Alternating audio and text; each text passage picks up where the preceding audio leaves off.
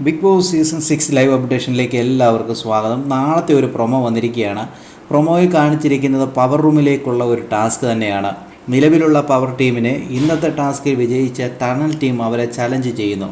അതായത് ജിൻഡോയും കൂട്ടരും. ഇതൊരു ത്രാസ് ടാസ്ക്കാണ്. ഒരാളെ ഒരു ത്രാസിലിരുത്തിക്കൊണ്ട് അവരെ ഇങ്ങനെ പിടിച്ചുകൊണ്ട് നിൽക്കുന്ന ഒരു ടാസ്ക്കാണ്.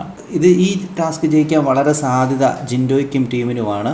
കാരണം ജിൻഡോയൊക്കെ പവർഫുള്ളായിട്ടുള്ള ആളുകളാണ്. കാരണം ബോഡി ബിൽഡറൊക്കെയാണ് ജിൻഡോ. അതോടൊപ്പം തന്നെ റസ്മിനും ഇഷാനയൊക്കെ പവറായിട്ടുള്ള ആളുകൾ തന്നെയാണ്. അതുകൊണ്ട് തന്നെ ജിൻഡോയുടെ ടീം ജയിക്കുവാനുള്ള സാധ്യതകൾ കൂടുതലാണ്.